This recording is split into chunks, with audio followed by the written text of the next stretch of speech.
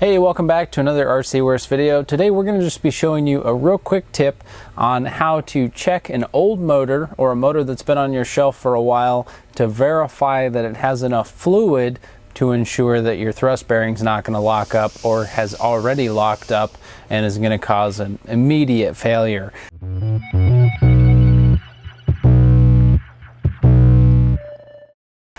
So in case you didn't know, a submersible motor, Franklin Electric, and a variety of other manufacturers do have a water and propylene glycol solution that they put into this area here because the thrust bearing is lubricated by fluid, water lubricated. They do the propylene glycol to prevent freezing. That way the motor is resistant to, I believe, negative 30 degrees Celsius, which is extremely cold.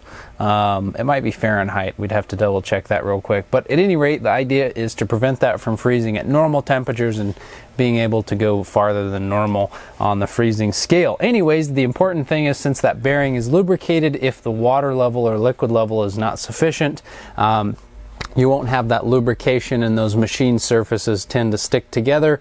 And if the lubrication's not there, that thin film that exists between the two bearing surfaces, they can kind of fuse together on startup because of the immense amount of friction that would happen in that instant. So anyways, that's kind of the background of the fluid, why it's in there, what purpose it serves, and how to check it. So I've got just a small skinny metal rod that will actually fit into this opening down here.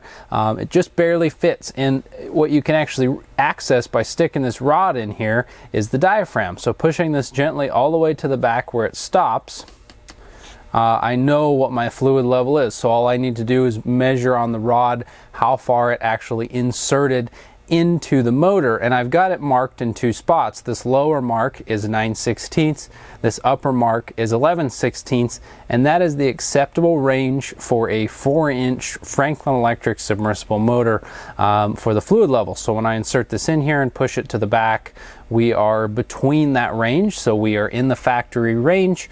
So it's just a matter of finding out what the specific fluid level is that you need to be able to measure it. Find something long and skinny to stick in there, mark your measurements to make it easy, stick it in there, and just see how you're measuring it up. So in a nutshell, that's how to check the fluid level in a Franklin Electric submersible motor, and then this can apply to a variety of other motor manufacturers as well as it's also important to check this in 6-inch motors, 8-inch motors, all larger motors that do use the same technology of a liquid lubricated or fluid lubricated thrust bearing. So keep that in mind. I hope you got something from the video. Don't forget to like and subscribe for more great content, and we'll catch you next time.